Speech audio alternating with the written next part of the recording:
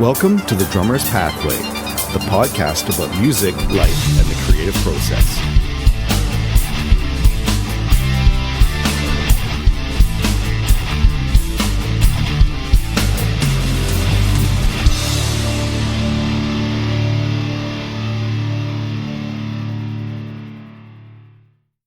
Hello, I'm Michael Scott, and welcome to the Drummer's Pathway podcast, where we explore the personal and professional journeys of drummers, educators, and artists who've committed their lives to creativity and the arts. This episode represents a milestone for me as I celebrate the 100th episode of the Drummer's Pathway podcast, and I want to take a moment to thank everyone for all your encouragement and support throughout this journey. To mark this occasion, I wanted to do something special, something that reflects what this podcast has always been about, which is bringing creative artists together to share their knowledge, experiences, and helping to build our community. To celebrate my 100th episode, I welcomed back Ash Soan, Starr, Victor Indrizzo, and Jamie Wollam for another roundtable discussion on the topic of drum recording. In our conversation, we explore their journeys into home recording, the importance of seeking outside perspectives, embracing the ways others may reinterpret your work, and why a commitment to lifelong learning is essential for any creative artist. 100 episodes in, and conversations like this one remind me of exactly why I started. Thanks again for your continued support, and now, let's get started with our roundtable discussion. It sounded done, it was like, wow. Yeah, he's one of those rare birds. Like, he is like not only a great bass player, one of my favorite bass players to play with, but his engineering and mixing and he can do everything. Well, he immediately got a great sound. I was like, okay, this is proper. I didn't know anything about him at all. And then he started mentioning Aaron. And I was like, oh, you know Aaron? And he was like, yeah, he's like one of my oldest buddies. I was like, right. And now obviously I spent a couple of weeks with him, so his personality, he's not a gregarious sort of character. He's not going to tell you within a few minutes that the stuff that he's not going to give you his CV. And he said, oh yeah, I know Aaron, and then I think it was me that sort of dawned on me. Okay, I get it. You're an engineer, and then he said, oh yeah, I worked on John's last record with Aaron. And it's like, okay, well, that's why the drums are sounding immediately brilliant. Yeah. Yeah. It's pretty wild. And I've been, I'm so lucky to have him in my life just for that fact of he's always helped me out when I've, had to move studios or stuff. And he's a guy I'll run stuff by and go, hey, am I doing this right? Or, Oh, man. Yeah. Learned so much from him. It's ridiculous, he was running in and out, moving mics about and obviously messing around with the desk and things. And then by which point I'd learned the track and I'd probably done a couple of little rough run through takes or whatever. And then he's got to then go, okay, what am I playing? It was amazing really that he managed to sort of to spin all those plates. But he was fantastic. Hello, chaps. I've just got onto the. I've just swiped it across. Hey, how you doing? Hey, how are you guys? Oh, what's up? How's everybody doing? Good. Very good. Yeah. What an honor! Holy cow! Yes. No kidding. I'm speechless already, and we haven't even started talking. Yeah, I'm just not going to say. I'm just going to shut up the whole time. No. Now that's why Michael's here. So I guess that's precisely. It. That's precisely. Now I be quiet and yeah, wow. But I will say, holy shit! This is really cool, and I have no idea how and what and where it's going to go. But I jumped on fascinated. I assumed you were talking about Sterling. No, well, we Aaron? were. Yes, a little bit. Or something. Is that who you're talking about? Kurt we were Schneider, actually talking right? about, Kurt Schneider, who's okay. Aaron's buddy, who I worked with recently, and he's an old pal of Victor's. But I worked with him recently in London, and he was. I don't know how much you heard before, but basically, a record that I did, it was like oh, this guy, the bass player is going to do the engineering. And like I just said to Victor, my sort of heart sank a little bit, I guess it's similar now. The drummer's going to do the engineering. Oh, God, really? But man, he was immediately really great drum sound. Incredible. Really good, man. Old school, desk compression, mics. I mean, nothing going on in the box. In fact, I did a track for that record.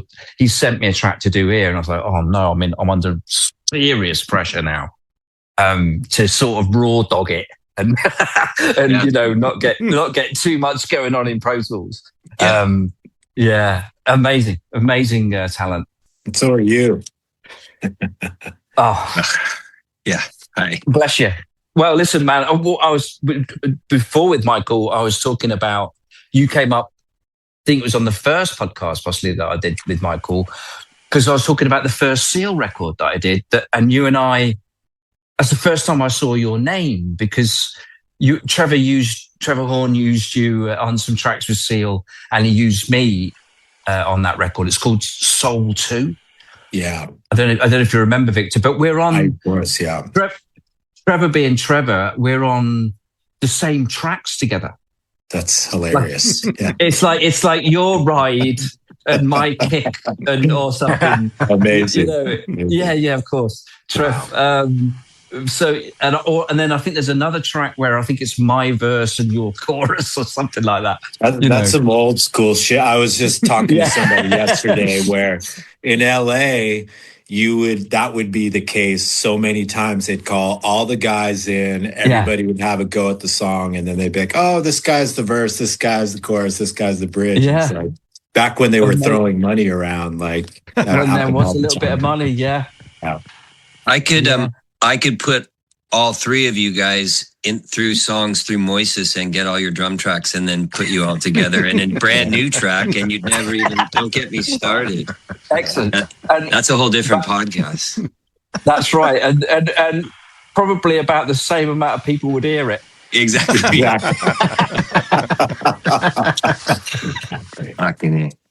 It's a very different vibe than setting things up in a studio in the 1950s with one microphone and in essence recording a performance and doing one or two takes and picking the better one and just going with that.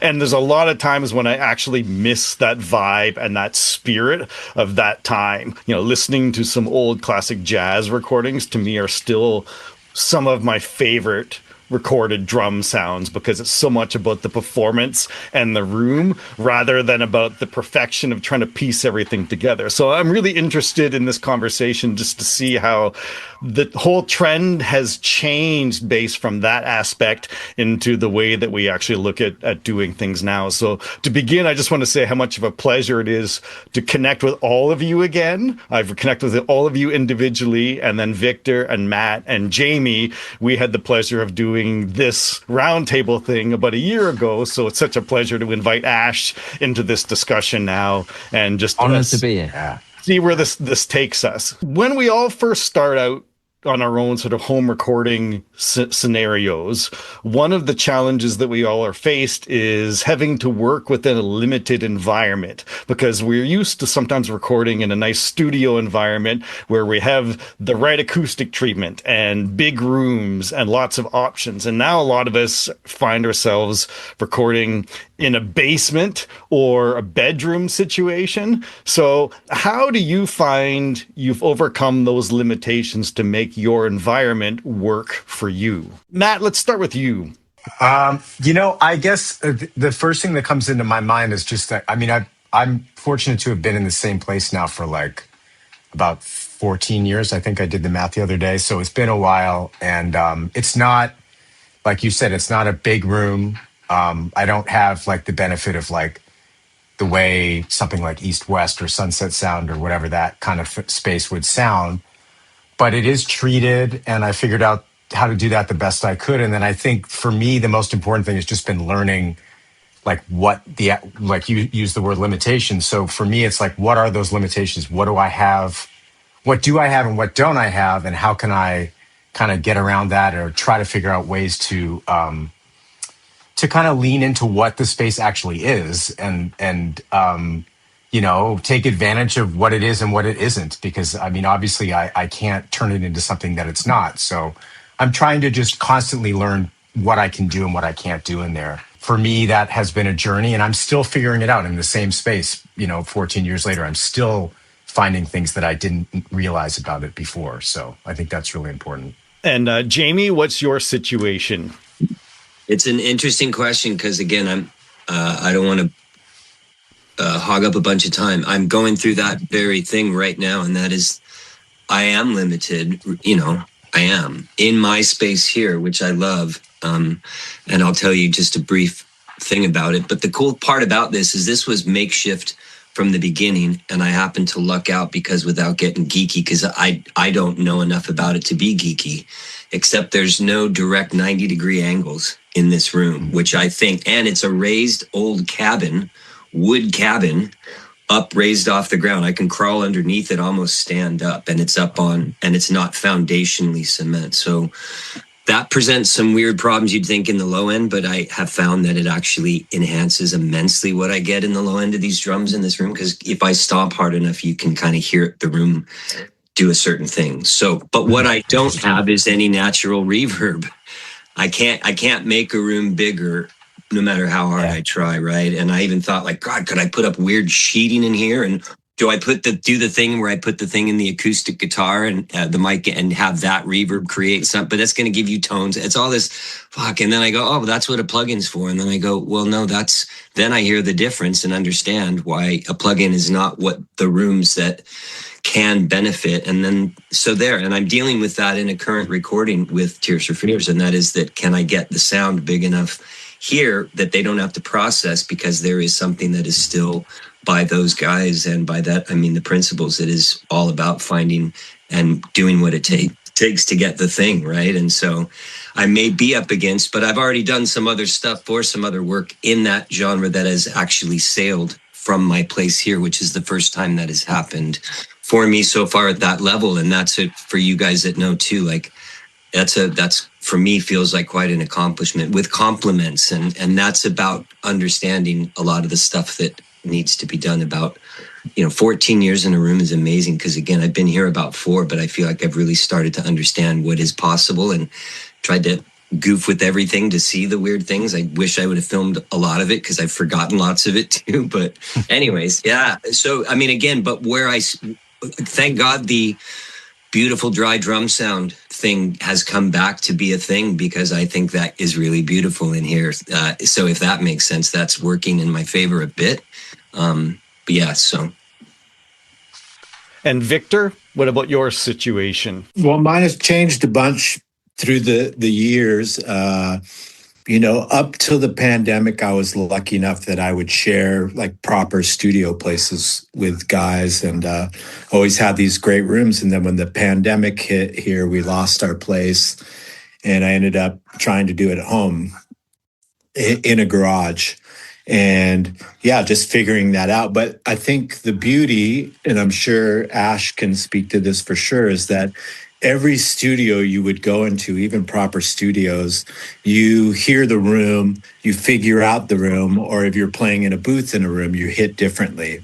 So I think for me, the first thing was kind of to assess, how do I hit in this room? I don't want to be bashing away in this room, because I'm going to get some terrible things back at me. So you just you learn to play to the room to a degree, right? Yeah. And of course, you have to treat things. And I'm lucky enough now that almost a year ago now, we moved into a house, and it had a 3-car garage. So I've turned the whole thing into a studio.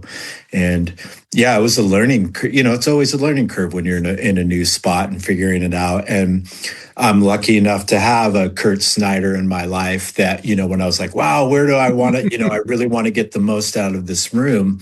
And the cool trick that he showed me was taking the room mics, and, I had my room mics pointed at the drums. Now I have them pointed away from the drums. And then with a little transient designer on there, all of a sudden I have this huge room. And it's like, to me, like the more engineers you have in your life, the better. Like, just to keep learning, because everything is always learning with all of this stuff for me. And yeah, just figure it. But that's the thing, like, close drum sound is, 90% of the time, but that 10% where people want that big drum room, it's like, and I've done not only that with the rooms, but I will manufacture it a little bit with another kind of really far mic, and I put a little reverb on there, and so far it's worked out. So, and we all know that Ash has the unfortunate situation of being stuck in a wheel mill type of amazing, environment that has turned into this iconic place to record drums. And so, can you talk a little bit about how that came about and how you got your current situation? Well, I'm 14 years as well, actually, for here. Interestingly, yeah. My friend finished it in 2012, but the mill itself is what was left of it anyway. It was about 200 years old. But there's some barns next to my house. So when we bought the house, the plan was always to go into those barns, and then we looked into figuring it out. Just they're run down. The house is like 1840 or something like that, and the barns are similar sort of age, old sort of, where I live in Norfolk. So the village is 1277. It's been rocking since. So it's pretty old. So the barns, we looked at doing it, and just to make it airtight was like 180 grand. And I was like, oh my God, well, and that's not even buying a mic. So I was like, okay. And just by accident, a friend of my mother-in-law, we call him Bunge, he specialized in green builds, and he said, what about the mill? And I'm like, what about? It was just like completely, we just had these four brick buttresses here. There's four of them that would have held up the big wooden structure above. And that's all we had. So it looked like it's like Stonehenge across the field, like a sort of Victorian sort of folly. And he said, well, we could do straw bales in the walls, fill the walls in with straw bales, use old lime render rather than, modern sort of rendering. And the lime render's pretty soft. And then he said, reclaim wood floors and the roof's pretty amazing. And we did it to sort of make the space soundproof, really, because at that point, at that very onset, I didn't think, oh, I'm going to turn it into a recording studio. It was just, let's try and stop as much noise as possible going out, so it wouldn't annoy the neighbours that are literally, now I think about it, absolutely miles away, and they wouldn't hear it. there's a few sheep in this next field, and then so it was about just putting all my paraphernalia, like we collect over our years of doing this. Well, my wife said, get all of the shit out of the house or I'm going to leave you. So that was thanks for being honest. Yeah. That was a pretty good motivation to sort of quickly build something. So and then an engineer friend of mine said, what's it sound like? And I'm like, well, it sounds all right. I put a kit up and I played it, and he went, well, stick a mic up on GarageBand, record yourself playing and send it to me. And I sent it off, and he was like, room sounds great. And I'm like, how do you know that, from just one microphone? And then it started the whole journey of like, well, do I buy an interface that I can do two mics, or do I invest a little bit and I decided to sort of jump in with both feet, and I jumped on Pro Tools, and I didn't know anything about it. And here we are. But really, to answer your question, that obviously it wasn't about that. But I think what's come up with all of us is what's interesting. Partly, I think we've been enabled to do this because of the recording trend, and sound has changed to our benefit. So that dry drum sound and that pop processed kind of, sample based music that we've had for years you can do that in spaces that aren't necessarily built for that John Bonham sound, you know. And then, like we've already alluded to, if someone does ask you to do that, then you've got to start getting a bit creative. And you know, and sometimes people can't do it, they'll do it in a way that is, you know, with plugins and stuff to try and process to make that sound. But you know, the interesting thing, of course, that I feel about pop music is someone will say to you, "Oh, we want it to be John Bonham," but they don't really. If you gave them the John Bonham sound, they go, "Oh no, not that." Do you know what I mean? I've just fucking hired Abbey Road for you. But it's, you know, certainly I love all the producers that I've worked with, but you know, it's the same with the feels. They'll go, "Oh, can you play a sort of reggae thing on this?" And you give them absolutely your best Parton Barrett impression, and they go, "Oh no, not that." They want it to be, you know what I mean? Everyone's laughing because they know it's true. Because, you know, it's that they want the sort of a slight flavor of the feel, or they want a slight flavor of the sound. And I think that's what's enabling all of us across the world to be able to sort of work, you know, because we can all touch on it. We can all get some kind of rocky sound. We can all definitely most people can get a dry sound. Yeah, that's what I think. Your comment just reminded me, a number of years ago, I was recording an album with a singer-songwriter who I hadn't met previously, and we were in rehearsals, and he was explaining that one of the songs that he wanted to do had a reggae vibe to him. So I started playing like a reggae groove to it, and he started laughing, and he looked at me, and I'm like, I'm totally okay switching whatever the style is that you want, you know, because I'm here for you. And he goes, no, I love what you played. I've so many times I've said to people that I want to play something in a reggae style, and nobody has actually played something that was reggae.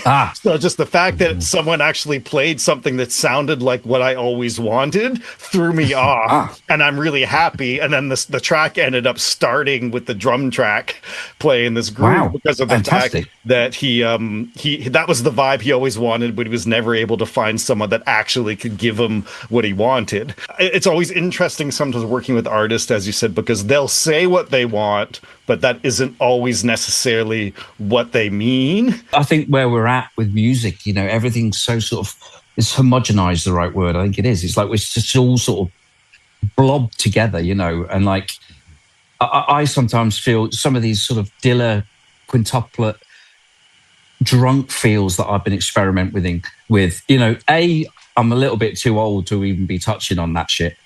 But then I think the reality of it is some British pop star is going to go, that thing that sounds like it's a bit wonky. Well, it's already happening.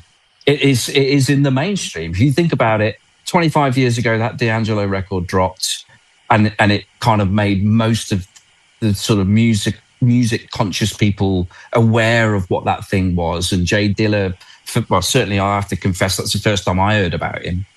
And then here we are 25 years later, and there's pop stars in Ireland that are messing around with that sort of feel with an acoustic guitar, you know, and you go, well, okay, here it is. One of the things that I'm really interested in getting your perspective on is we talked a little bit about, you know, the challenges of trying to find a good sound in the environments that we have. And then I know all of us are very dedicated to trying to get the best quality product that we have.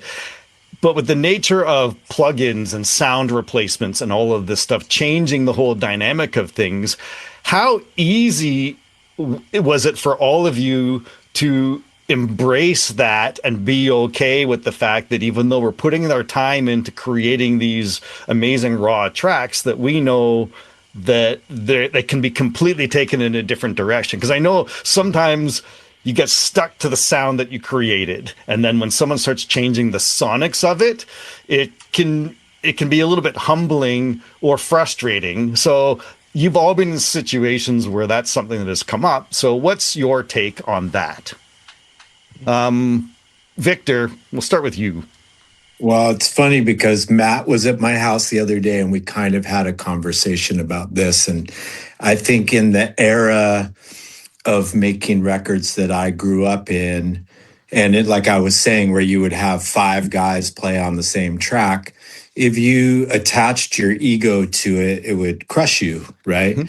And so for me, my motto has been, as long as the check clears, you can do whatever you want.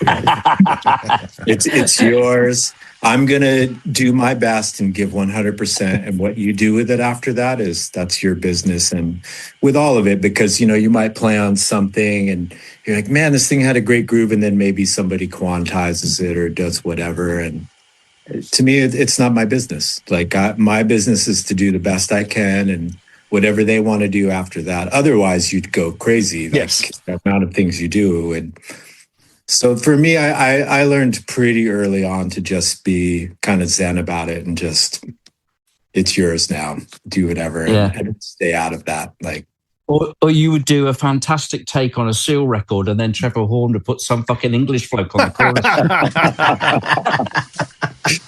Exactly. Yeah, I just think with all of it, like, you do your best, and then it's somebody's else's to do whatever they feel like is their vision of something. Like, I can't get caught up in that, really. Like, yeah. Well, and Matt, as you were part of the conversation with Victor earlier this week, what's your take on that? I mean, I can't add to that too much, but I mean, I would just say for me, it's like the phrase I always think of is just like letting go of it. Like once I'm done with it, it's like, okay. I mean, that's been a journey for me. I've had to learn to, like what Victor was saying, learn to just, send it off and be kind of like blessed and go like, all right, like it's out in the world. I can't, like, whoever's going to be dealing with this now, it's up to them. And put my best foot forward, and hopefully what they choose to do with it will be in service of the artist and the song. And that's all it's all I can control anyway. Right. So yeah, other than what Victor said, that's all I can really add to that. I don't have a lot of extra insight. So And Victor. Jamie? Get me started. I mean, I could come at this from a couple angles, but I'm gonna. But I also realize, like, I'm going to try not to use profanity. What a weird, and so check this position out. I don't think I'm going against anything because I've talked about this when I've been asked about it, whatever. Like holding the drum chair for a band like Tears for Fears for 16 years as the live drummer, but only working in the studio a handful of times. Why? Because everybody knows the story behind the drum. If you're into those guys or whatever, the drum story is unique. It doesn't matter. It's a Simmons drum. It's a Lynn program. It's Trevor Horn stuff. You guys all know by those guys what I mean. So oddly enough, I'll broach right in there. I've only done a handful of sessions in the studio. Do I want to do every single set? Of course. Why can't I? But then I hear what comes out that wasn't me, was something else, was someone else, then whatever. We all like read the credits. It's all out there. I don't try and hide it. It's like, man, yeah, I'm chomping at the bit. That's a weird place to be in, but I'm grateful that I get to go still do the live gig, try and crush that and do the best I can. And now I'm having some options that are opening up. And the weirdest part is, and I think, again, I'm not revealing anything that anyone who would know what we're talking about wouldn't think happened anyway. I'm working on tracks already. And oddly enough, having to go through both. Send us this and that with this. You got some sounds here, beat detective, this, that, because there's sequencing going on, blah, blah, blah. May work, may not. Do it again, but don't do the big fat snare sound. Can you Dave Grohl this and don't touch a thing? Blah, blah, blah. And then oddly enough, I'm getting back, I think that might be the one. And I'm like, I have a hard time believing that'll ever make a Tears for Fears record, to be honest. And it probably won't. And I'm like, God, so that all feels really great. And I'm like, it does this thing. And then it's like, so I don't know if I'm off on a tangent, but like, so that's specifically to that gig. I'm even going through that now about what my place and what's my place in that. Can I pre-prep this to do that? And can I make it more like what they would just, because I'm learning that now and they can trust me to that. It's a weird thing with other sessions. Yeah, pretty much. This is what sparked me. We all know if you get a call to do something, I'm just grateful to get a call. And then what I've found out at this point with where I'm at, right? Where we're all at. I'm 56. Like, my reputation is, if I get the call now, is primarily, yeah, do that Jamie thing. Yeah. Whatever that may be, that someone that I don't even know maybe what that is, then I go, oh, I guess I do. Like, I'm a rock guy that has landed a few pop gigs and whatever. I can't go play jazz. I don't get a call to go do a brush session. I never have. It doesn't mean I wouldn't want to, or I don't think but I don't, unless it's an overdub, and I've done that, if that makes sense. But that's not so now what I primarily get is like, yeah, like whatever that I've heard you do on this, or I've seen you, and to realize that maybe at this point, as wherever it may be at, I've got my own flavor, so that then that's what they like. I don't think people chop up, and I'm not comparing or in any degree like that, but like you wouldn't necessarily chop up Bonham, or you wouldn't chop up Chad Smith, or you wouldn't chop up certain guys that's the thing. And so I'm not saying I have a thing, but I have found, I don't know. And then past that, I go, yeah, I guess whatever happens, I can tell when I hear it back what's up. And I'm like, it's still, I know I played the part. I know that. And, then we all go, well, and hopefully it does well. It only benefits me in duh. So I don't know if that sort of gets at what, but that's kind of what I was feeling too. It's everything is different. I find too, even what they might want me to try and do. And I find that's what the really cool challenge is. And my ego wants me to be able to have them tell me back, like, I didn't have to do anything. Yeah, that's perfect. Great. But that's not always not the case too. And I have to address this before. I found it so amazing, Ash, that you mentioned, that's why we all laughed about the fact that like, oh, do this. And you give them the actual, right. And then we were all laughing like we've all been there. I'm like, I was laughing going, yeah, we've all been there so much that when that's happened to me, I'm like, why this doesn't happen to guys like Victor and Ash? Like, I'm the only, like, why can't I be, this didn't happen to Picaro. Gad never went, no, Steve Gadd, that's not it. Well, of course they did. And of course they do. Yeah. And of course it's like, fuck, that was my own insecurity thinking, that only ever happens to me. That's when I'm surprised I still get called to do or whatever. But yeah, it's still the way it is, right? So it's a challenge on every single thing that I get offered to try and do. Well, and for me, one of the things that I've started to value is that if I send something out for a project and the project gets released and I'm still on it and I get a credit for it, then I take pride in the fact that my work was the right thing for what I got hired to do. There are times, like I did a session for an artist once for a film soundtrack, and he sent me the mix back, and I said, well, what did you do to the drums? He goes, nothing. You sent me raw tracks with no EQ or anything, and it sounded great. So I literally threw them into the session, and I worked on the rest of the track because it happened to be good, and it wasn't fancy, but I took pride in the fact that they didn't do anything to what I sent them meant that this whole journey of trying to learn how to get the right sounds and learn this overwhelming process means that I hit that next rung on the ladder of this journey, and I took some pride in that. And there's other times when I would get the tracks back and I would send a message to the artist going, am I still on this? And it's my performance, but yet they may have sound replaced all of the things with samples and other things. And it sounds awesome. And then at that point, I'm able to let go of the fact that it might not be the sounds that I sent, but it's still me adding that energy, and my performance is still there. And so, as you said, sometimes you have to just learn to let go and just take pride in the fact that your work is still valued in whatever context that it ends up getting released as. Or have a bunch of kids and you won't have time to think about any of that shit. Exactly. And like we said, it's the balance between, did we get artistically, satisfaction, just knowing we did it, or like Victor said, did the check clear? Because at that point too, it's like, it's not, I did my job and then I did it. Yeah. And we move on. Right. So. Now, I know in this situation, it's going to depend very much on whatever the project is that you're getting hired to do, but how much of your sound is based on the room and room mics in addition to just the close mics? Or is it very much dependent on the project? Ash, what about you? It's definitely project dependent, that really. Yeah, I've got two kits set up in my room, and they're sort of, one of them is like that vintage sound, really close, and like I've tried to make it sound like either very vintage kit, funky so like sort of 60s, 70s thing, or the spin-off of that, which is the sort of contemporary sort of hip-hop thing. So I've got that one side, where I'll twist it around. Over there, that guy. And then over here, I've got my main Gretsch. And that's much more traditional. That's like got, the room mics are plugged into that kit, and it's got overheads. That other little Gretsch has got no overheads. It's got a couple of monos with some crush things going on. But this kit, the main kit, I can either dial in as close to a natural sort of roomy rock sound, or I can go to like a poppier thing, but still based on that, the Coles basically.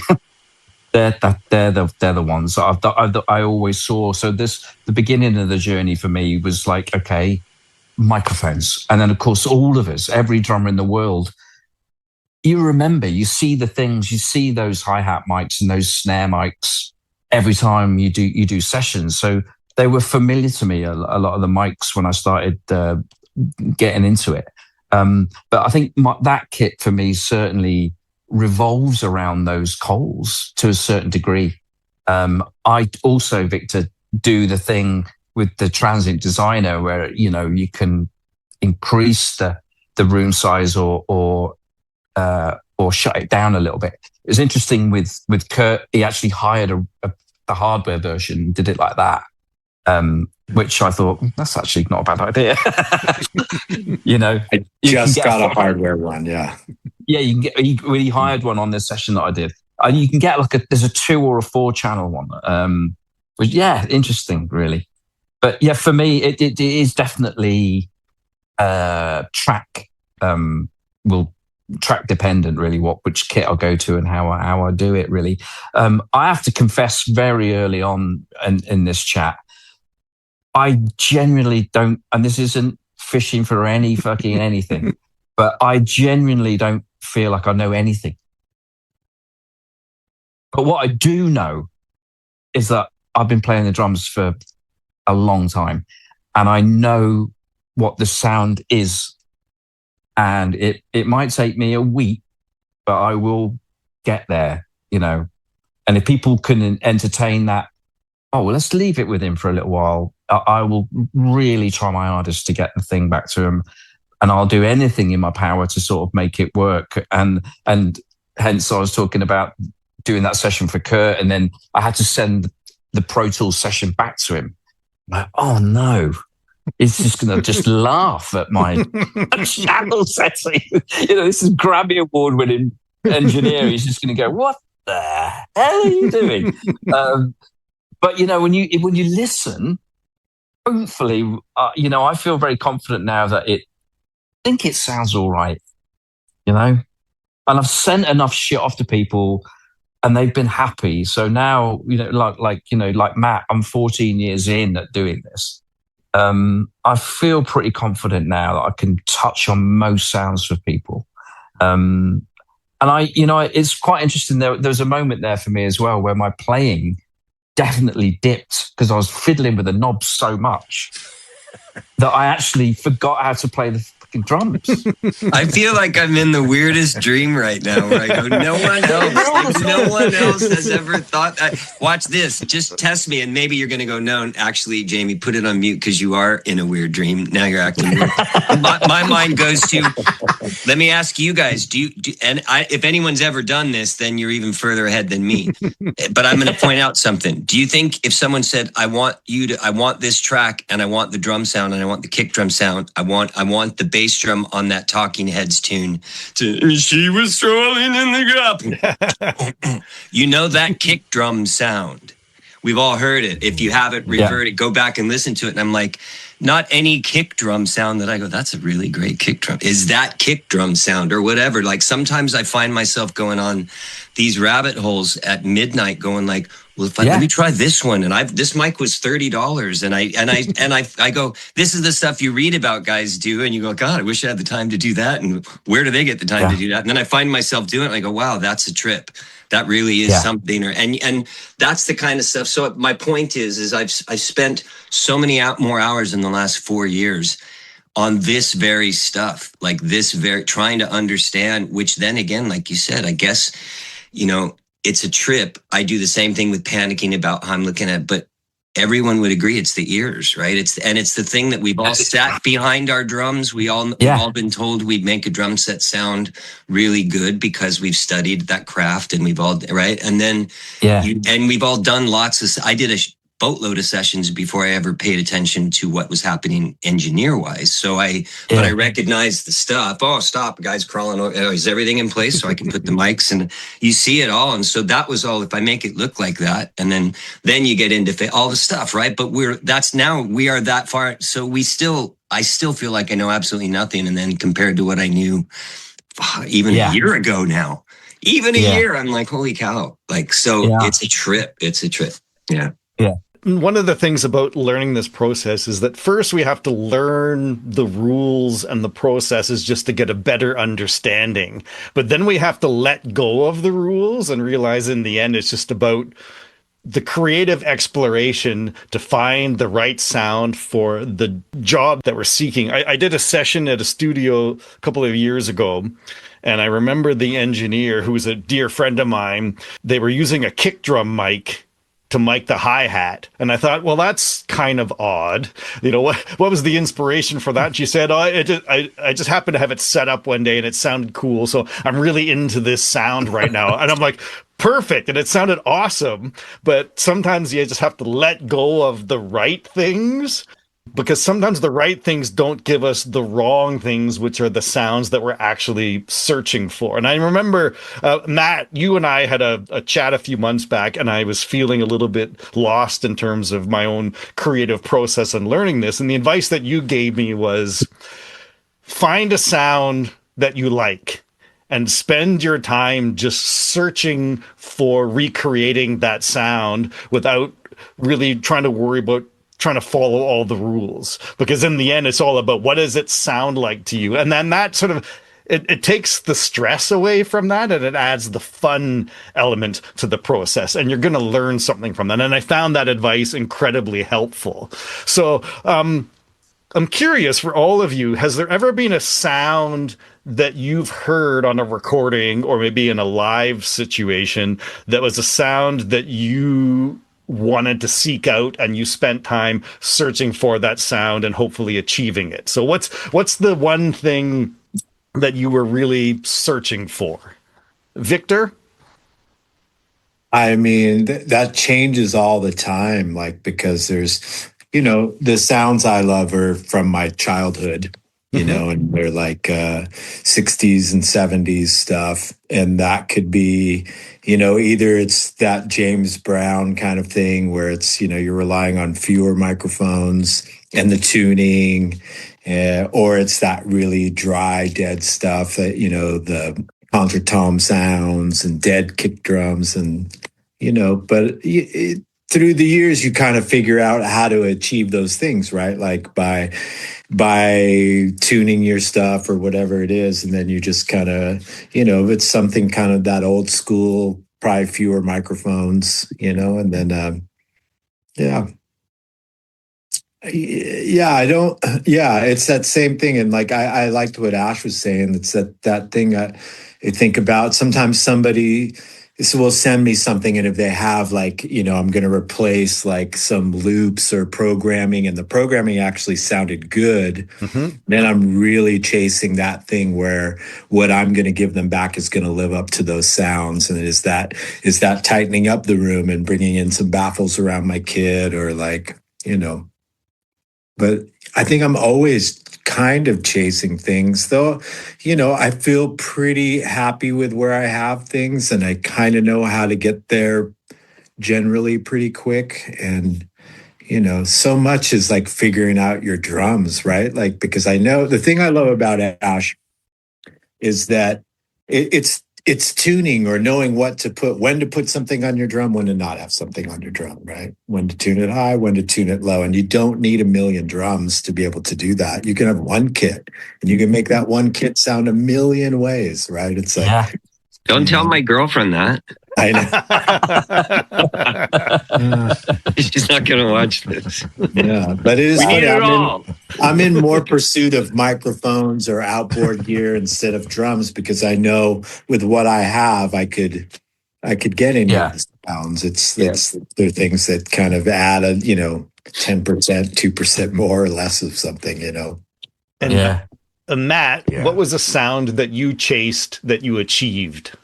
Oh man. I mean, I definitely went after like the different eras of Beatles sounds because I really wanted to try to understand what was going on with that. And not because I was going to use it on someone's song necessarily, but just for my own, for fun, partly. This was during COVID. I did quite a bit of that. But then I definitely ended up using, some of the ideas that I got from doing that and sort of working it into what I'm doing when I'm just tracking for somebody. And and I did it with Rosanna. I worked on that quite a bit to get that kind of a sound because I wanted to understand what was going on. How did the drum? Cause I found this. I can send it to you guys if you want because I don't think it's online anymore. But somebody had posted like the dry drums from the center channel of because they did a 5.1 mix of Total 4, and the dry drums without the reverbs or anything like that were just kind of that center channel. So when I heard that and heard how dry and dead and how it sounded and the tuning, that actually got me way closer because I had completely misinterpreted how especially the snare drum was because it sounds so deep on that record, and it is, but it's higher than I thought it was.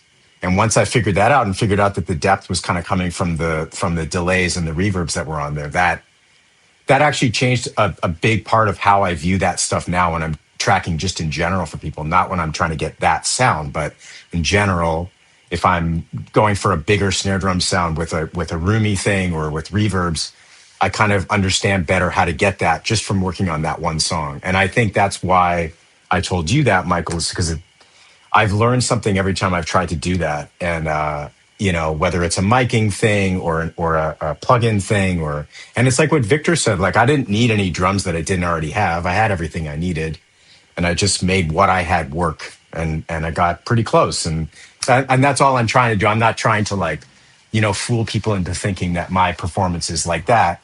It's just like I want it to sound close, and then I know then I can take it and learn from it. I remember reading Al Schmid's biography, who is the engineer for that recording, and he talked a lot about EQing, and for him, EQing meant moving the microphone to get a different sound, as opposed to spending all the time behind the board tweaking and adjusting all of these things. So it was very much what does your instrument sound like? And let me move things around until I get it sounding the way that I want. And so many times now, the whole thing is, well, we'll get a performance. The sound is really just a blip on the screen of which we're going to substitute all of these things anyway, which is the nature of how a lot of music these days is created. But there still is some joy in terms of going back to the fundamentals and searching the raw tone. And so that's why I'm really interested in terms of sounds that you have sort of sought after. And I know, Jamie, for you've done this a bit, and currently you've just posted some incredible takes on your version of Asia by Steely Dan, kind of as a tribute to that. And in addition to nailing Gad's performance in those videos, you also really sought out the fundamentals of the tones for those. And so what was your approach to that particular one? First of all, thank you for the kind words, and I have to say that I really appreciate that because this was a big for me. That was even huge to try and go like, oh, let me post something like that. It's a weird balance with anything. I have such a love-hate relationship with all of this stuff, but mostly love, and then I hate when why am I not getting that kind? Like that's an honest thing. It can really mess with your head, that whole scene.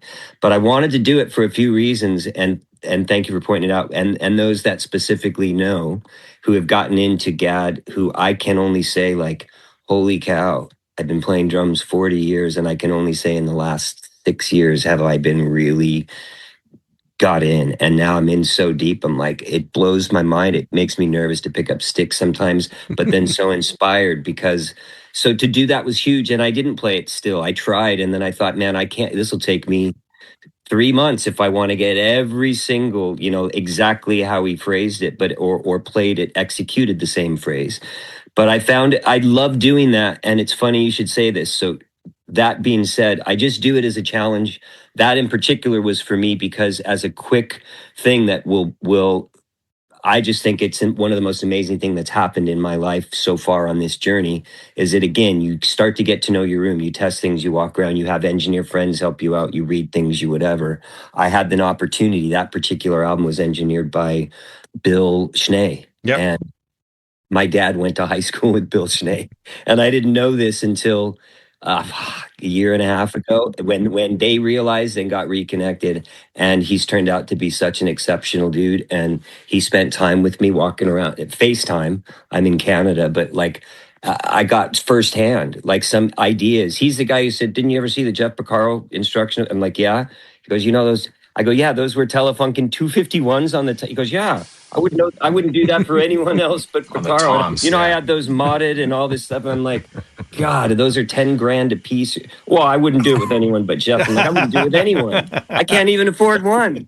But anyways, like to hear these stories of all this and to have that kind of, it challenged me to want to try and see if I could at least like, whatever. And so that was just a goofy, but I had the same feeling. I was driving up to my studio to come here for this, and I turned on the radio, and I swear I haven't heard this song in I don't know how long. Two Princes, Aaron Combs, yeah. And I was listening to snare. I haven't heard that song in I don't know whatever, and I thought I'm gonna set up my bebop Questlove kit.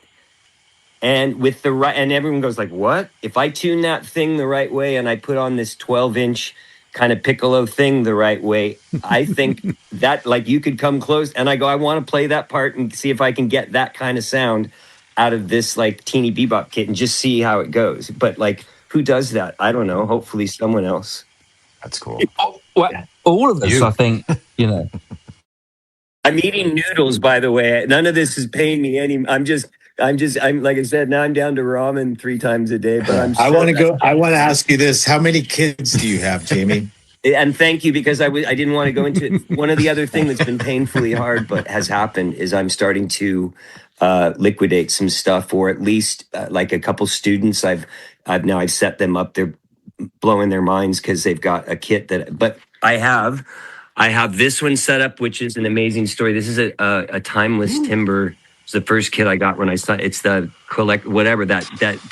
Edmund Fitzgerald wood. If you ever heard this story, it's an unbelievable story. But that's the kit that's up right now. I have this little Questlove. I do have this A&F maple kit. This was the very first Ludwig kit I ever was. That was my very first endorsement, and it's a super classic that I still have.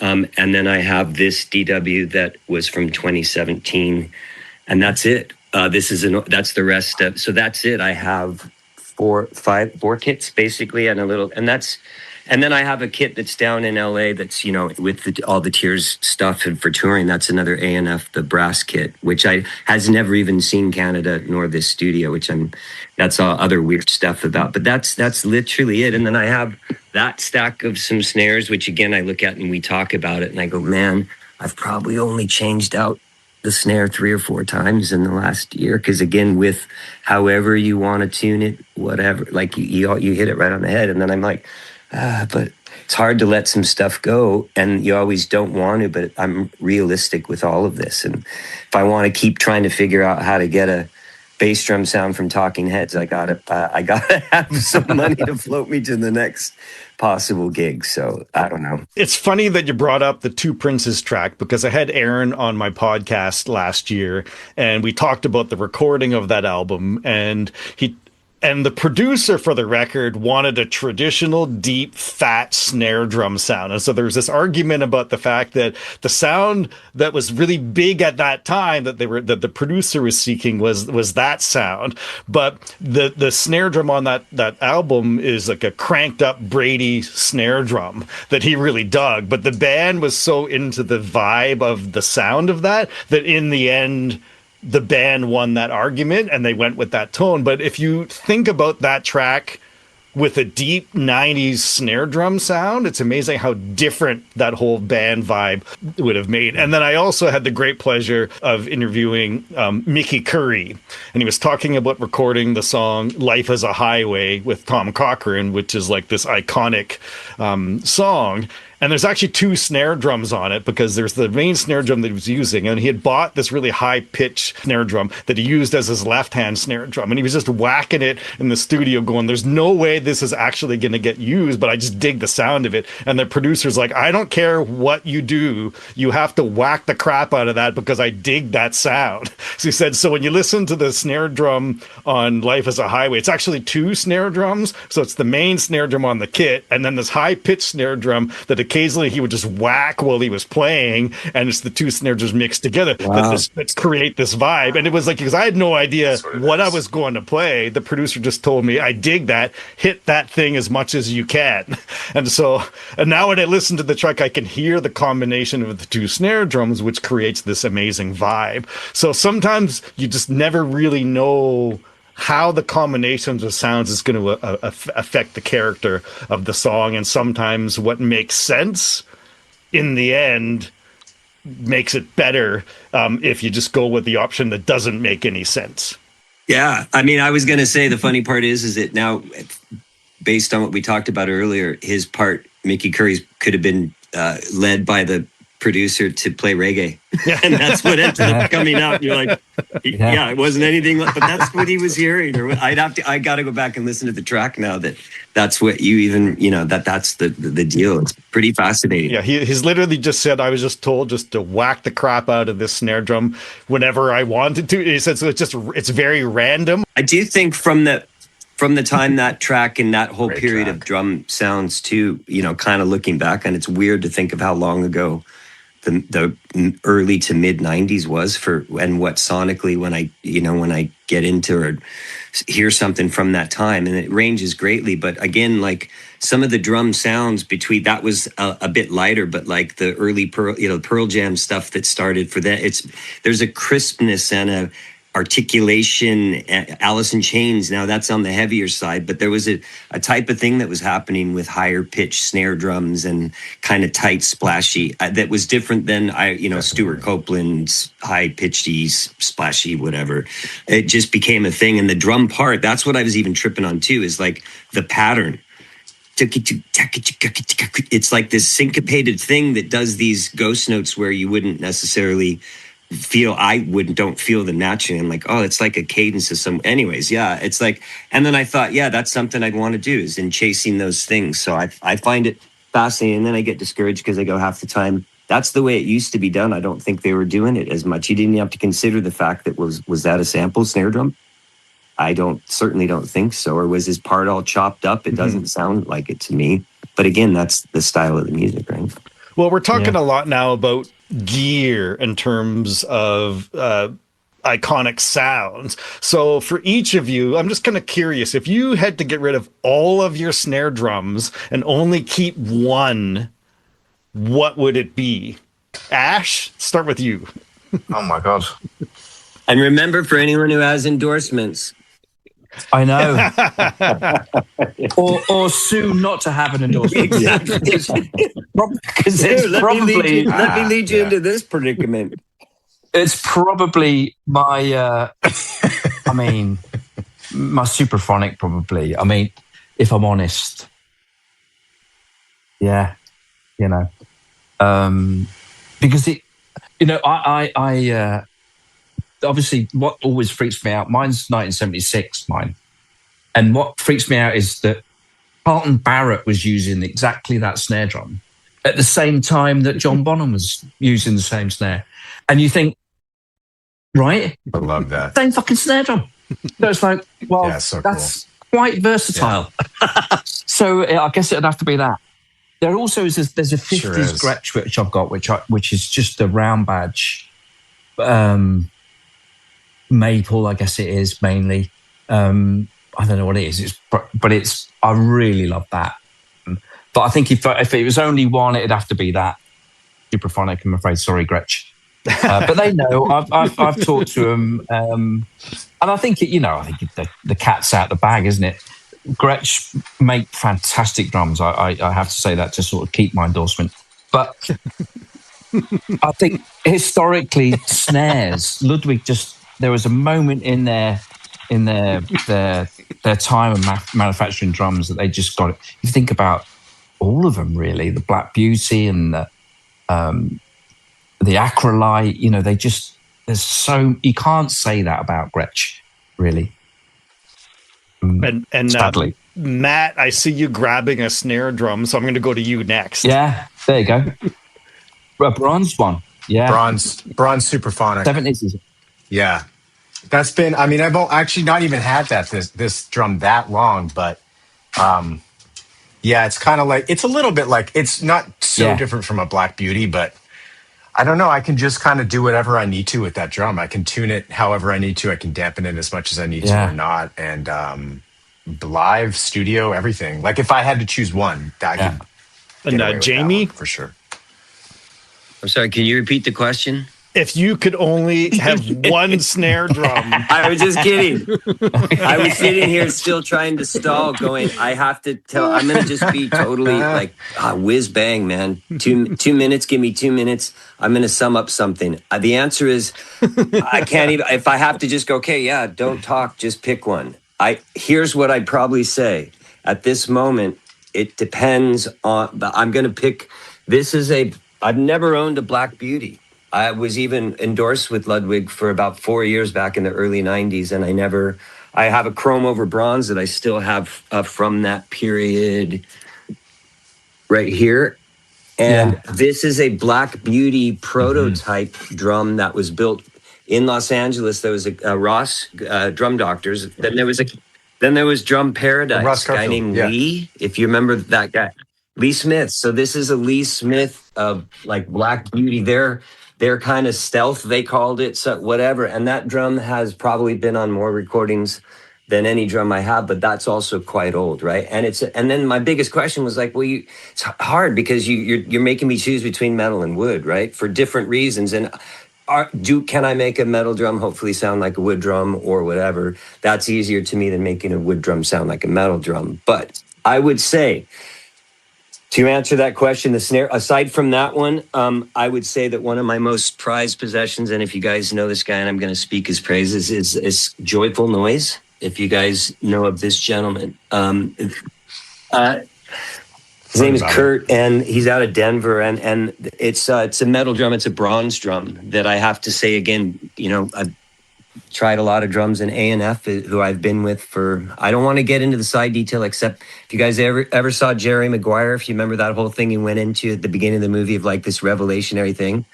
I've wanted to get on a soapbox so bad and go, like I'm starting a new thing of like, just play what you want to play and whatever, because I get, and I've gotten myself maybe into a little bit of, whatever about the fact that I go, look, man, I don't know. I don't want to get caught up in the fact that I can't say that's one of the most amazing snare drums I've ever played because of some other thing. When I go, look, there's so many good drums out there. And I just remember the days of that didn't even matter because I didn't have to worry about that because I just saved for what I heard about and wanted to play or wanted to buy to try and whatever.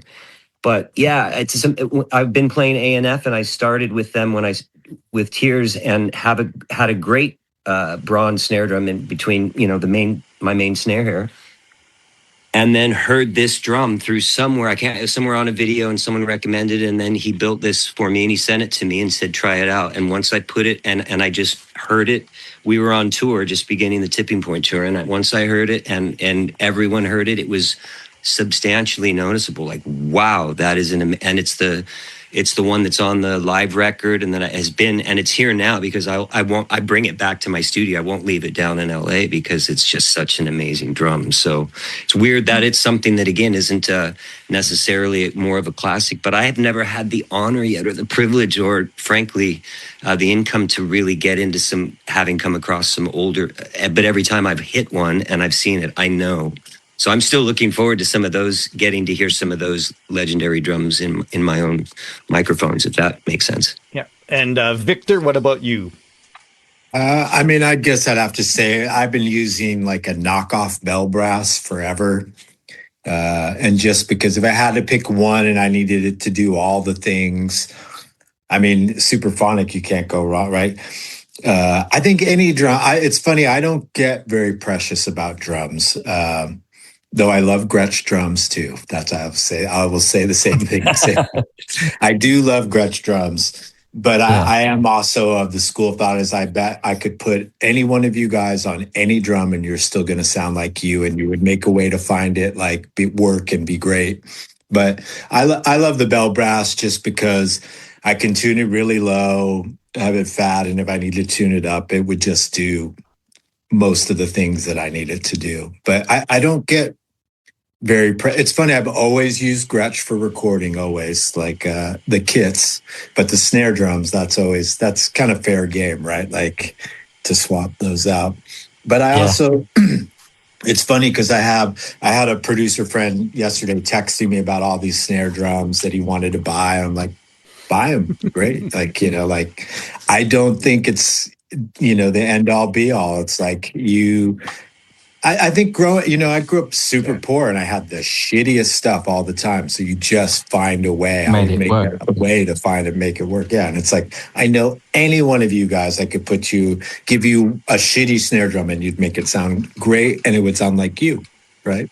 That's a really interesting point because, to answer this question for myself, my snare drum of choice that if I could only keep one is a late 80s Yamaha recording custom. I think it's a birch snare drum that I won at a Steve Gadd drum clinic when I was 16 years old.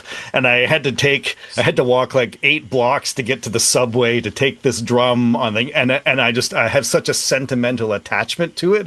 But everyone that I've always taken this drum to has said, this drum doesn't sound like other drums of that era. There's something different about it, partly maybe because of the way that I tuned it. And at one point, I replaced the hoop on it, but it's always had a unique woody character to them that I just loved. And so for me, that was always kind of my prized possession. And then when I'm 54, and when I turned 50, I had said to my wife that I wanted to do something for my 50th birthday. And I'm not a social person.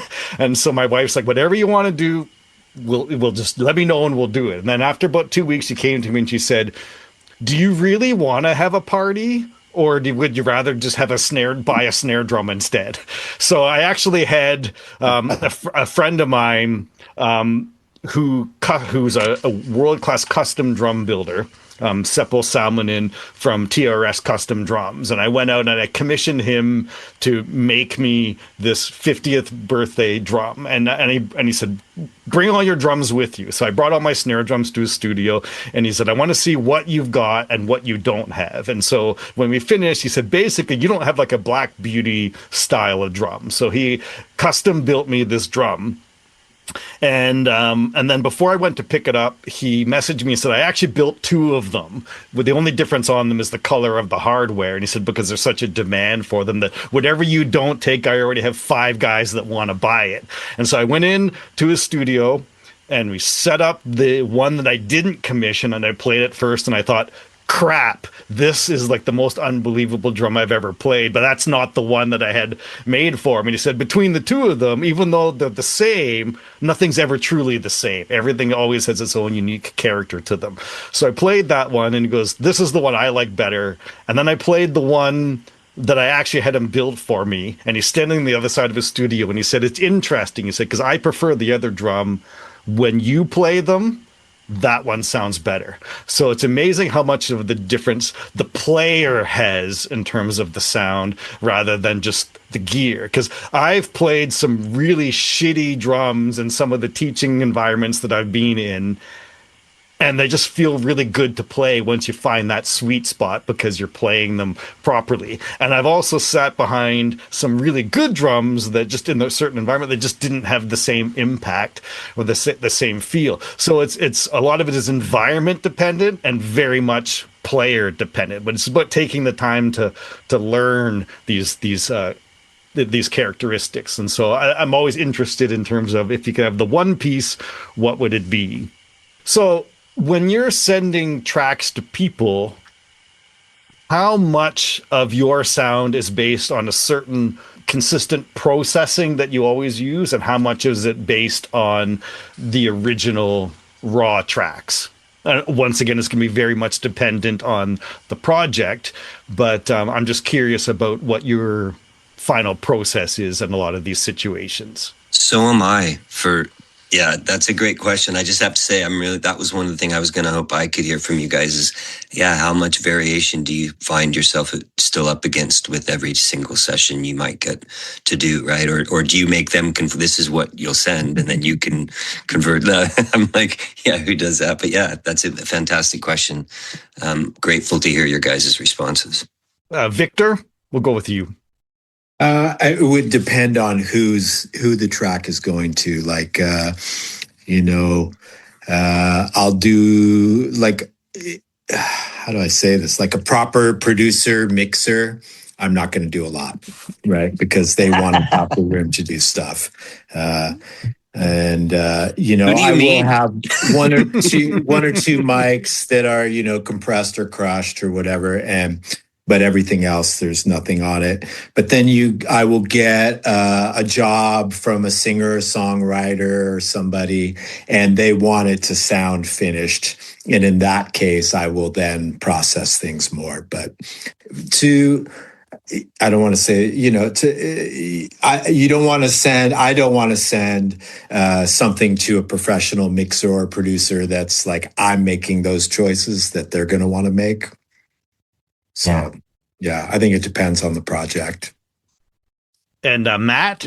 Yeah, I mean, I have some a little bit of outboard EQ, and I have a pair of distressors, and those are probably the only things that are, and the distressors would be on room mics that I have, but gently. Like if I wanted to really blow it up, I end up doing that more in the box, and I send it, and then if they like that, I'll process it and bounce it out that way. But otherwise, I've got, gently compressed room mics and EQ. But again, like I'm not going crazy with it. I'm just shaping the sound of the kick drum and the snare drum a little bit so that it's kind of on its way to being ready, but not so much that it would box somebody in.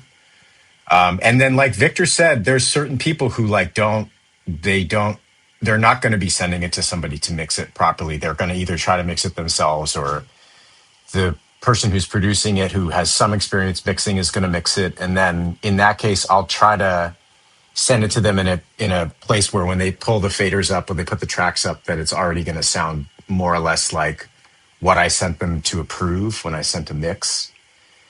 And most of the time that seems to be okay. Like I very rarely get somebody coming back and saying like, hey, this is way too processed or something. But if it is a proper mix engineer, that could happen. And I, like Victor's saying, I definitely do not want to get into a situation where, somebody's like, what the hell did you do to these room mics, or what, I mean, that's like my biggest fear. So I try to be really conservative about that stuff. But I also do want to have, I mean, in certain situations, obviously you want to have some sort of say. And if they asked you to try to get a certain sound, then, you're being asked to take it in a certain direction. I think it's just like finding that fine line between over processing something, but still doing enough to it so that it comes across and sounds like something already when they get it. And Ash, what about you?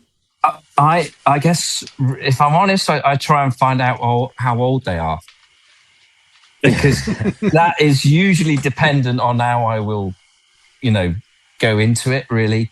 And that sounds like that's a bit of sort of a boomer dig at younger people. But what I mean by that is that I've noticed that, younger producers, they're so used to this splice way of making music that they often like a stereo bounce of the thing that I've worked on, and I'll send them the files.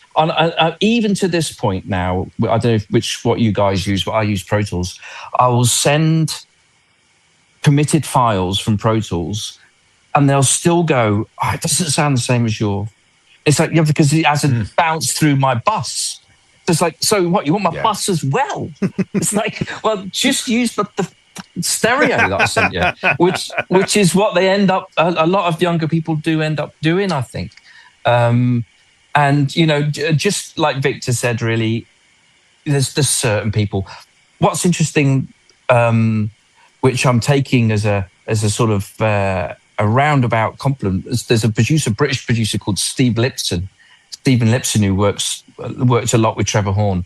And when he, about 12 years ago, I started doing sessions for him here, and I would just send him the raw files. And here we are now, wherever it is, 12, 13 years later, he's happy with my mix files. And I'm like, either he's got lazier or I've got better. So I don't know. It's one of those two things. Yeah. Hopefully he's not listening. One of the other questions as we start to wrap up here is, what's the most counterintuitive mic placement that you've ever used in exploring a drum sound that ended up being really surprising to you, that's sort of changed your whole approach now and in terms of how you record your drums? And any one of you can start once you figure out an answer. Yeah. I can jump in and just give you mine. I wouldn't say that this is something particularly unique, but I'll just say, like I've tried lots of things, and it was interesting. I was so grateful to hear all your guys' different, and the funny part is you get to the most funny part of all that. And I'm like, well, when do we do the podcast where you guys share what's on your bus?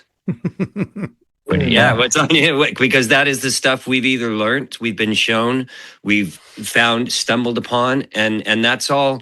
That whole thing about how close do you keep our cards to our chest, whatever. But we've also worked really hard to develop, and it may not be the most. Yeah, who cares? I don't know. Do you like the way it sounds? And if then you do the work. No, Eddie Van Halen wasn't giving clinics on how he got his guitar sound. It's like he got it, then people tried to, until later on in the wealth of knowledge. But the weird thing is, I don't even know if I'm doing it how it is currently right now, even right. Except it seems to be right. I do the stuff where you do the measurement. I measure from center of the snare up to my two overheads, and do that stuff. But like, I have a ride cymbal just like. I have no idea. That's probably some guys go, oh, you're getting way too, and look at that's where my hi-hat mic has been.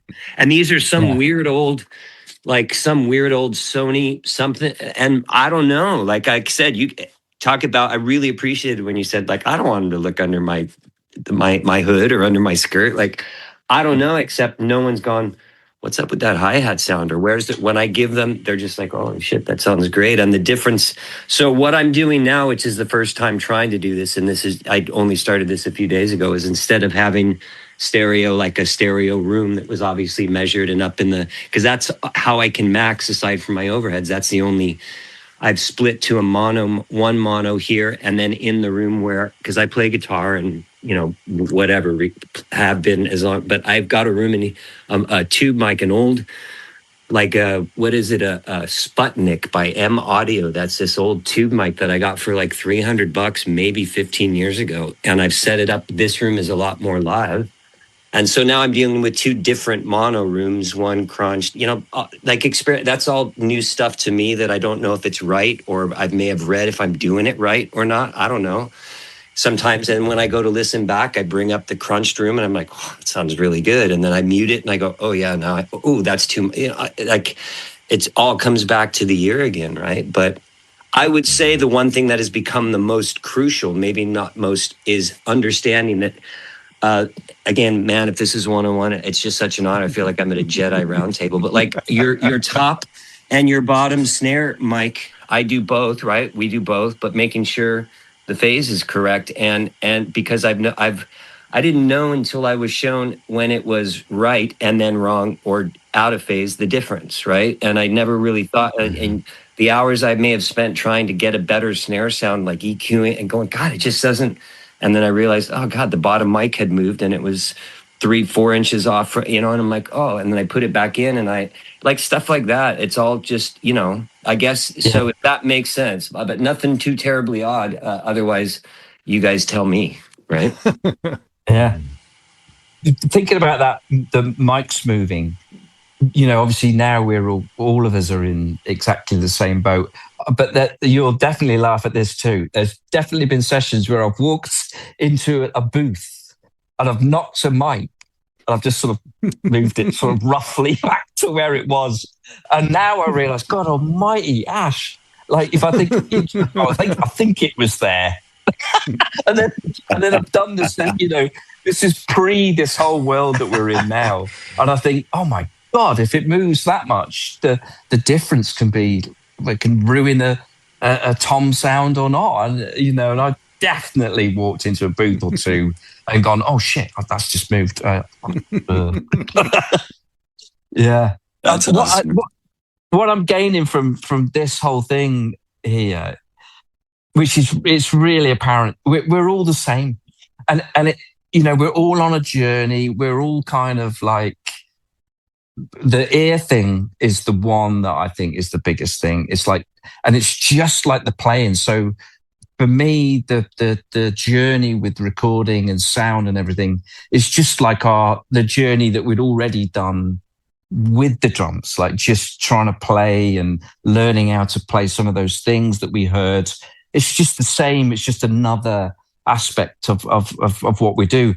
And I know, and I can tell, but that we're all exactly the same, and it fascinates me really. But then there's drummers that I know that definitely categorically don't like it, and they're like Steve Ferroni, without a shadow of a doubt, doesn't want to. I'm paraphrasing. Fuck around with microphones. He just wants to play the drums, and he does that exceptionally well. And God, I hope that he carries on doing it. But he's got no interest in like, what does that do and what does EQ do? Somebody, I guess he comes from an era just before us where there were exceptionally good people doing that for him. But now that shit's changed and we've got to do it ourselves. And here we are. Matt, what about you? I was thinking about this one thing where, I saw, this was years ago, but I saw Keltner playing in town, and he does this thing. You guys have probably all seen it, but he puts the stick on the snare, but he uses the rack tom for like a cross stick sound. So it's kind of like a lower pitch, right? And I was trying to, because I had listened to him on some record and I can't remember what it is now, but I remember thinking like, that's not a normal cross stick sound. There's something weird about that. And it sounds great. And I thought maybe he's hitting a wood block. I didn't know what it was. And then I saw him do this thing and I'm like, okay, that's what it is. And when I got it when I tried doing it in the studio, I realized that in order to get the tone from the tom, I actually ended up miking the side of the tom. I put a mic where instead of putting it on top of the tom, I put it on the side. And then I kind of like low passed it and cut a whole bunch of the top off of it. And it sounded like, it just ended up sounding like that. And I don't know if that's what they did or not, but it's like what Ash was just saying. It's like we're kind of all just trying to, or I don't know who said the ears thing first, but we're trying to match whatever sound we're trying to get. We're trying to make it work for our ears. And as soon as I heard that, I was like, okay, I don't know if this is right, but it's getting me in the ballpark. Yeah. And so, who mics the side of a tom? I mean, nobody does that. But I was like, okay, this is actually working. And it worked for that particular song. So, yeah. I've seen mics on the side of snares. I've never done snares. It. Yeah, exactly. Yeah. I've never done it. I have to say. But yeah, there's just so much, isn't there? It's endless. There's so many things. Yeah, it's endless. Yeah. And Victor, what about you? Yeah, it's funny thinking about this, and I'd put this out there. There was like a class of engineer, right? And not to say there's not great engineers now, but there are times, because I have recorded so much at home, that if I go to an outside session and I'm playing and things aren't sounding quite right, and you're like, I know how to fix this right now, but I'm also going to keep my mouth shut. I know that. I've learned that through the years, so I say nothing. But I'm like, man, if you just put a mic right here, we did this, and it would be 10 times better, right? So I learned to shut up about all that. I don't know, weird mic placement. I remember one time I only had one mic and I put an SM7 at the ground, like under the floor tom. And I remember that sounded great. So I keep a weird little, Akai, it was for like a recorder, a mic that sometimes, I don't use it all the time, but if I want some weird fucked up sound, I'll either put it up over my shoulder or put it down on the ground, just kind of fucking around. But it is all about your ears and how you hear things. And we all, you might want to hear something different than whatever. But that, to me, that's been one of the most interesting problems, that now when I go out, if I'm working with an engineer, particularly maybe somebody who's younger, doesn't have the experience, and what I'm hearing back is like, I know could be better, but like, I don't know. I think that the trick too is always be paying attention, right? And I'm sure that when this group of people have been out in the world and you're recording, you're like, I would always ask questions even long before I started recording myself. Why are you putting the mic there? Why is this there? And like, oh, what is that mic? And just having that curiosity about that, and just, different ways to do it. And I worked with a producer a long time ago, this guy, Tony Peluso, who's passed away. And he was so great because he wasn't precious about things. He's like, people get too tweaky about stuff. He's like, throw some mics up where it sounds good to you and like, just go, like capture the heart of something. And there's merit in both, right? Because I've worked with producers where, you're doing takes and you think you got the take, and then they walk out and they come and they'll move a microphone like that much. And then you go back and they're like, okay, let's do it again. You're like, oh my God, that was it. That was, but there's an art to all of it, and there's a place for all of it. Like, Yeah. But that is what I love about recording at home, is that I get to make those choices, or I get to experiment if I want to or not, or, and I have weeks that will roll by where I'm doing the same thing. And then all of a sudden, if I have a slow day, I get a bug up my butt and I'm like trying to figure out something new, And there's also those days when you can tweak everything and it sounds friggin' terrible.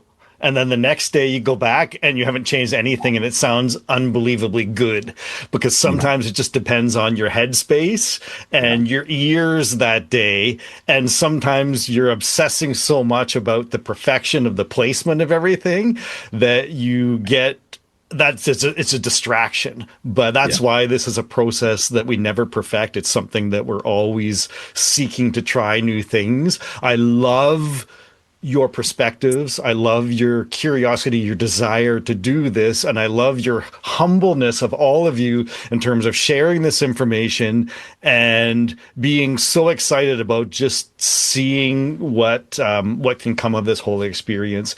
I have loved the opportunity to connect all of us. I think we should do this again at some point, because I think this is a conversation that we all feel we can continue on. It's been an absolute pleasure. I'm so excited to see what's next for all of you, and I know that we will connect and do this again, but I am so grateful for your time, and it's been a pleasure. Thanks, Michael. Likewise. Thank you. And what a treat to get to talk to you, Ash. And you guys. All you guys, Jamie and Matt. Super fun. Thank you for putting it together, Michael. My pleasure. Yeah, Michael. Thanks. Yeah, Michael, thank you for putting this together. And again, I want to thank you guys. It's a trip. I don't know. I won't go on about it, but like when I was telling my uncle, who's my first drum teacher, I just was on FaceTime with him at my house before I came up here, and we were talking blah, blah, blah. And I'm still very close with him. And I just said, it's a trip, man. I get to participate in a discussion with, like when you said it, we're so much alike. Like it really is bizarre how, again, when we get into this and the similarities of, yet the differences, yet again, the similarities, we're talking like Mandarin, kind of topics here and stuff that, I was going to say, right, just really quick, this would fascinate me because I don't know when I'll get the chance to ask you gentlemen, all of you. But again, this question, and it doesn't have to be a long answer, but if I may ask, have you found that since you've been engineering your own drums and doing this as a thing, like, hey, yeah, I can play drums, Has that changed the way you drum when you go to record a track versus what you did when you got hired as a session guy to go into a studio and play a track? And just starting with me, my answer is tremendously. And because For me, yeah. Too. Right. Just even how I may think of striking a drum or what may translate that I wouldn't have thought, oh, that wouldn't sound very good. I'm often surprised that some of the things that I go, oh, that wouldn't be weird, or it may sound weird to my ear as I'm sitting there behind the kit or whatever. Then I hear what it's doing to the mic in the microphone, though just the way it translates, or because if I were to put my ear right down, whatever, and I go, wow, that's a thing. And so I don't, and particularly for me, it's been playing softer, realizing that, wow, again, and if you knew anything from the time you ever, but how did I know until I was told, don't play so hard and watch what happens to the drum and the room versus you. What do you mean I'm squashing it? Tommy Lee didn't squash the drum sound. He was blah, blah, blah, blah, blah. We all know that old thing. Yeah, like I come from that school and I'll stand on that hill and go like, I'm a rock guy. And I always thought, and now as an engineer, I'm like, wow, some of the most amazing tones I've had has even gone maybe from a 5B to a 5A and just playing the center of the drum with one of those fat snare things on there. And I'm going, holy cow, that sounds like Don Henley. And that's me. And not like you get it, like in a way that I go, wow, it's so much about. So does that make sense? Can I just ask, has that changed the way you've approached your drumming on a session? For me, yeah. Yeah. Yeah, for me, for sure. Yeah. Cool. Yeah, it's an honor, man. What an honor to talk to you guys. It just makes me feel likewise, like I'm not man. quite so. Likewise, Jamie. Yeah, pleasure. And I hope to see all you guys somewhere out there again soon. Yeah. Absolutely. You've been listening to the Drummer's Pathway podcast. Please share and subscribe to get the word out, and let's keep the discussion going. Thanks for listening, and I'll see you next time.